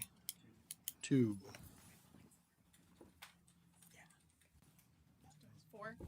2 and 4. Any others? Hearing none others, all in favor of approving the remainder of the report signify by saying aye. Aye. Opposed, nay. The ayes have it. The report has been approved with the exception of items 2 and 4. On item 2, Alder Presley. Thank you, Mr. Mayor. I'd like to make an amendment to include a second paragraph that reads, an employee who experiences a pregnancy loss, including miscarriage or stillbirth, or whose spouse experiences such a loss, is eligible for up to 3 days of paid bereavement leave. Additional medical leave for the birth parent will be administered under applicable leave policies. I spoke with Director Rolofson about this. I think it was an oversight. Since we're making these changes, we might as well make it inclusive to some other situations that may require bereavement leave, including miscarriage or stillbirth, which I absolutely think should be included. Very good. So that motion was made by that amendment was made by Alder Presley, seconded by Alder Shelton. Just looking for confirmation from Director Rolofson.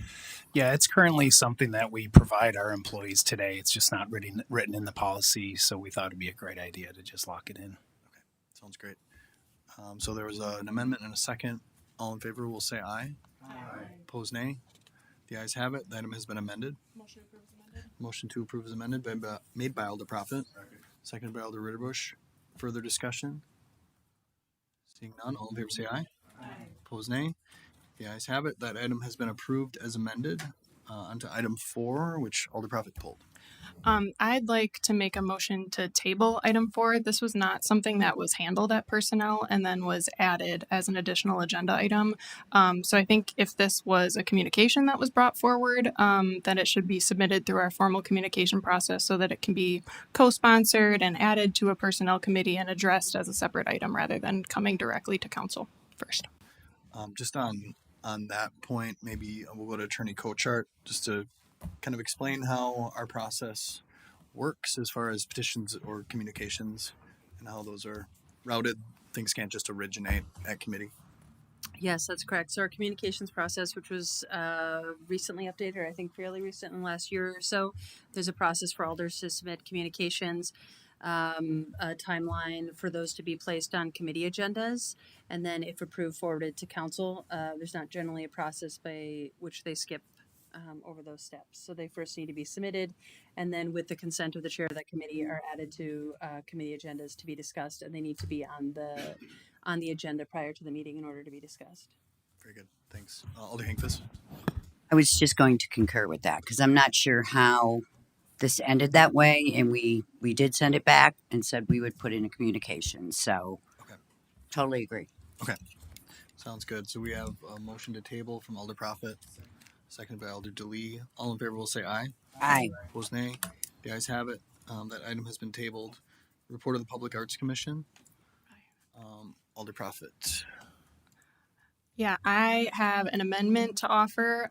So it would read, instead, it would just strike everything that's in there right now and instead just say to approve 5 sculptures for the rotating arts program and to direct staff to work with neighborhood associations to determine the specific locations for each sculpture. That is originally, it was just 5 sculptures that came out of commission. It was kind of a short turnaround time for the RFP. So I think, and given the bases aren't all out yet, and I would defer to staff, but I'm pretty sure they're not set up and ready to go yet. I think we were just going to go out for a request for different arts so that we can get more sculptures. So I think we were just going to proceed with 5. So that would be my amendment. Okay. All right. That was a motion to amend made by Alder Prophet to replace 10 sculptures with 5 and with including the language that she had stated, seconded by Alder Eck. Community and Economic Development in favor of that. Any further discussion? Seeing none, all in favor will say aye. Aye. Opposed, nay. The ayes have it. That item has been amended. Motion to approve is amended. Motion to approve is amended, made by Alder Prophet and seconded by Alder DeLee. Any discussion on that? Seeing none, all in favor say aye. Aye. Opposed, nay. The ayes have it, and that item has been approved. Report of the Sustainability Commission. Motion to approve, made by Alder Presley. Seconded by Alder Orlowski. Any discussion? Seeing none, all in favor say aye. Aye. Opposed nay. The ayes have it. That report has been approved. And then committee of the whole. So we'll just take these one by one. Item 1 is for consideration with possible action on request by the Department of Public Works to approve and grant a sidewalk builder license to NNL Concrete Construction LLC and Everett's Construction or Concrete Construction LLC, subject to approval by the risk manager. Just real quickly on that, Director Justin. So we didn't have all of the application materials in time for the last INIS agenda, and there is a big gap until the next meeting. So we just wanted to put this on here to request approval sooner so that they could get their license sooner. Okay, very good. Entertain a motion. Motion to approve made by Alder DeLee, seconded by Alder Ritterbusch. Any further discussion? Seeing none, all in favor will say aye. Aye. Opposed nay. The ayes have it. That item has been approved. Before we go to the next one, I would just invite all staff to leave if they don't need to stick around. And, members of the community as well, but especially staff. If you don't have any relevant items for the remainder of the council agenda, feel free to get on out of here. So the next item, committee of the whole, consideration with possible action on 1, the release of 304 North Adams Green Bay LLC, Hotel Northland, from financial obligations under the amended and restated mortgage assignment of rents and leases, security agreement, and fixture financing statement, outstanding balance of $2.6 million. 2, termination of the development agreement, Hotel Northland, March 4, 2014, and 4, subsequent amendments through November 14, 2018, and 3, approval of the assignment of Pine Street Ramp Parking Agreement 304 North Adams, executed 2018 for payment of $1 million to the City of Green Bay by Octagon Credit Partners, LP lender, in parentheses, from the Hotel Northland sale proceeds, subject to final legal approval. Alder Profit makes a motion to move into closed session, seconded by Alder DeLee.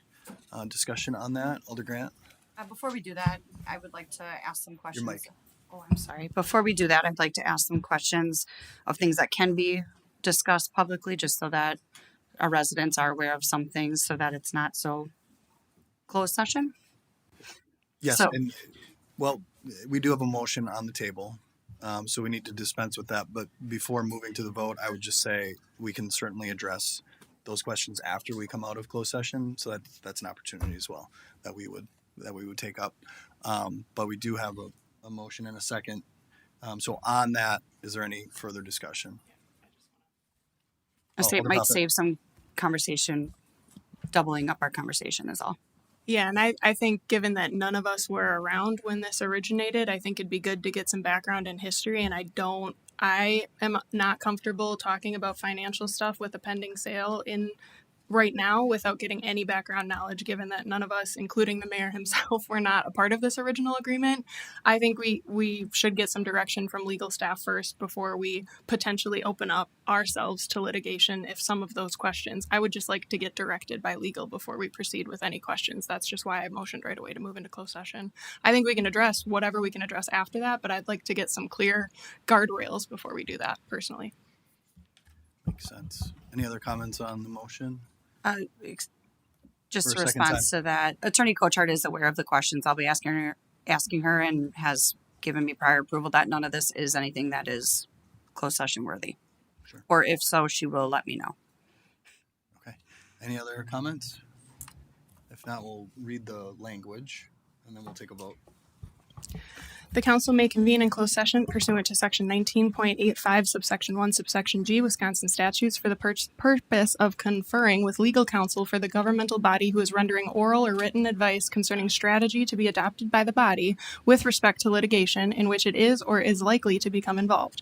The council may thereafter reconvene in open session pursuant to section 19.85 subsection 2 Wisconsin statutes to report any actions taken during the closed session and to consider all other matters on the agenda.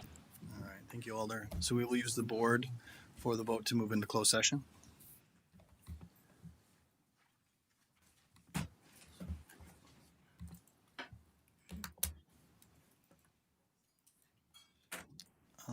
Who seconded the motion to move into closed? Alder DeLee.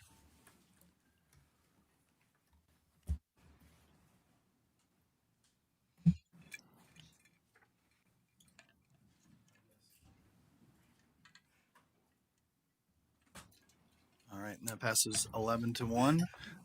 We will be back in a bit.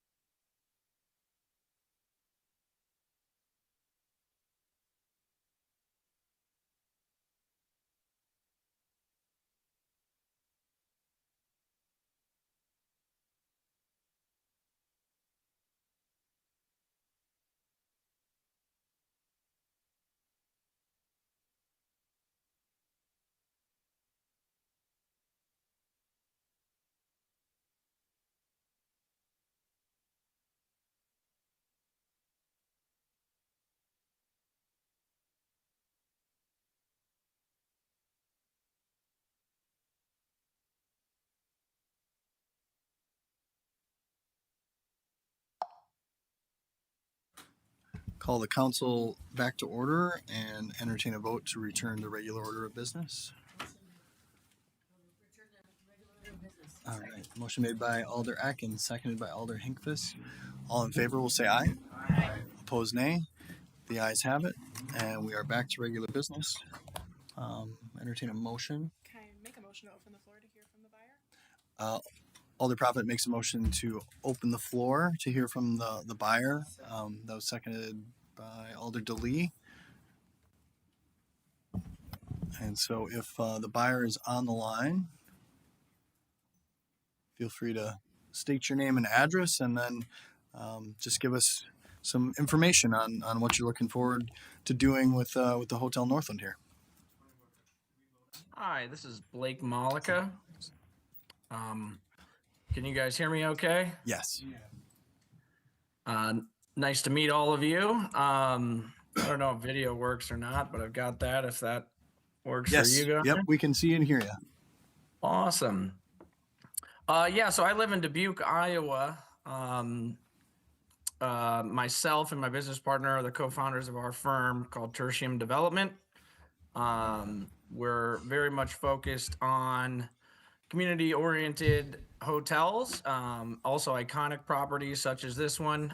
The other hotel that we recently bought is a similar style. It's got the brick facade, just like the Hotel Northland. It's something that we take pride in. We're really focused on Midwest cities. So, this was a great opportunity that we saw to come in and, be involved in an iconic asset and kind of turn things around. On that point, we're really excited about the property. We think it has a chance to be kind of put back into its old glory, its old iconic self. We know that the current owner and group there is kind of, maybe not the best group. And so I know you guys came to a deal, but we're really excited because we've got a lot of big plans for the hotel. As far as things go, we're as quickly as we possibly can. We're going to pave the gravel parking lot that's adjacent to the hotel. We're going to use that for events where we'll have some live music, food trucks, things like that. And even for you Packer fans that are willing to brave the cold, we're going to try and do some things during the football season, kind of have some fun tailgating events out there as well. In addition to that, we do plan to start serving dinner at the Walnut Room. So we're excited to have that, have people, really making the downtown area a little bit more lively and kind of doing our part to do that. In addition to that, right now we look at it as an unused space in the basement that has a bowling alley and a bar. We're planning to open that to the public during certain weekends throughout the year. We've kind of got fun plans for how we're going to, reach out and have groups involved in there while having it ultimately open to the public. In addition to that, we will be touching up the rooms, doing a lot of work in the lobby, redoing a lot of the furniture. So, we think that it's going to be back to its old self, and you guys will be done with kind of the problem group that's in there now. So. Great. Well, thanks so much for your interest in the hotel and for presenting your plans to our council here. I think some of our members might have a few questions for you. Alder Eck. Thank you, Mayor. Yes, sir. I have a question because I know we're going to be asked this. And are you planning to maintain the name of Hotel Northland? Yes, we are. Okay, thank you. Did you want to ask about Marriott? Well, I know is it going to be, what was it called? Marriott Autograph. Autograph. I want to say Signature. So Autograph Marriott.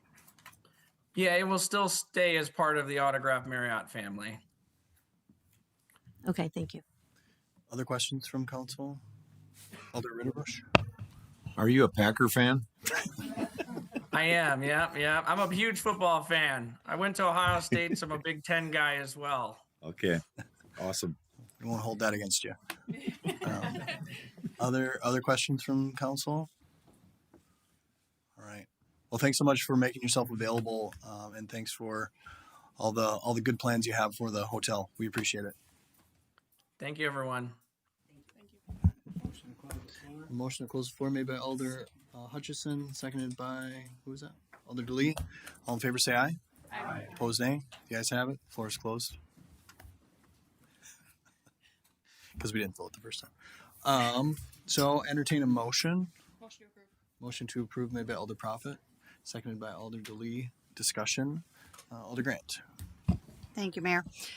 Just some questions for Attorney Cochard. Again, if there's anything you can't say, just let me know.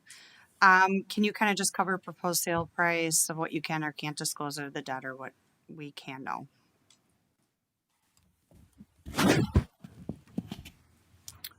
Sure. So a couple of things, just for, I guess, just a little bit of background. The city has guaranteed a loan that was issued. It's a federal loan that was paid out to the original or previous owner of the property in 2015. That amount, we have a reserve account. The reserve account is $550,000. That money is controlled by the city. We have that. 4.2 million of that 500 approximately of the $4,700,000 loan was distributed. 2.6 million is owed to the city.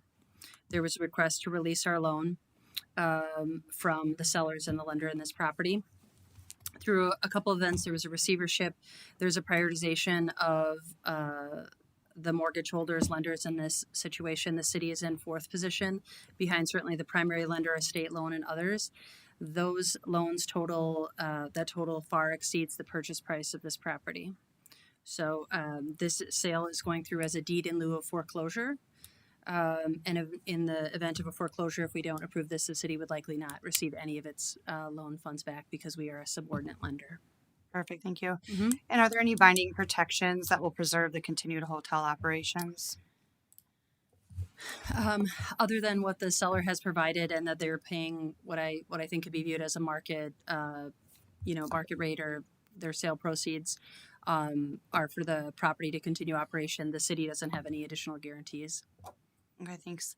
And whether the city releases become effective only after the sale closes and payment is received? Yes, this payment is being made as part of the sale. So if the sale doesn't go through, the city isn't going to receive this fund, the $1 million that's they've proposed. It would all happen as part of a closing through an escrow process. Okay, and then last one, what alternatives, including foreclosure, receivership, restructuring, or further negotiations were on the table? Well, the property has already been in receivership at some point previously. Octagon Partners is the lender and has assured us in writing that their intention to foreclose if the sale doesn't proceed. And again, as I mentioned, this is a deed in lieu of foreclosure. And we were originally asked to release our lien on this property without payment. So the payment, the $1 million was offered last week, and I believe the closure is imminent, forthcoming in the next week or two. Okay, thank you. Any other questions? Alder Prophet? Yeah, I just again like to reiterate, I know I mentioned it before we went into closed session, but none of us were here back in 2015 on this body when some of these decisions were made, and certainly this administration wasn't as part of this deal. I'm glad that we don't make deals like this going forward. I don't like how it was funded personally, but we are looking at either zero or the $1 million with part of that purchase price. So I'm comfortable with that, but I do just want to extend my gratitude to a city attorney who's worked on it, our current administration who's worked extensively on it to secure that $1 million. Because I don't know that I have the confidence that that would have been secured without their hard work on this. So I just want to extend my gratitude to them for that. Thanks, Alder. Anything else from council? Alderic? Thank you, Mayor. And I don't know if he is still on, but I wanted to offer congratulations on the upcoming baby. Forgot to say that. Yes. Seconded. Thank you so much. You're welcome. Anything else? All right. We have a motion and a second. All in favor will say aye. Aye. Opposed, nay. The ayes have it, and that item has been approved. On to resolutions. Motion to suspend the rules. Take up these items with one roll call vote. That was made by Alder Prophet, seconded by Alder DeLee. Any discussion? Seeing none, all in favor say aye. Aye. Opposed, nay. The ayes have it. The rules are suspended. Motion to adopt made by Alder Presley. seconded by Elder Prophet. Any comments? If not, we will use the board.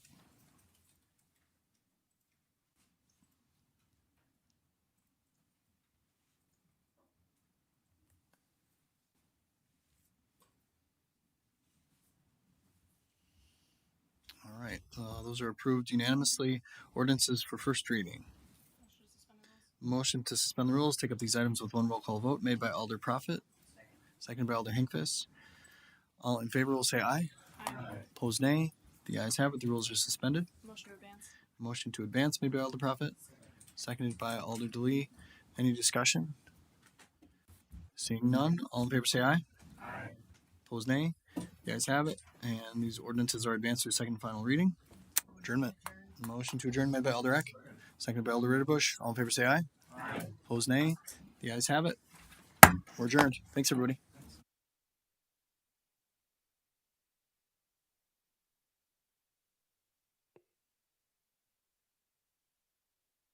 Recording stopped.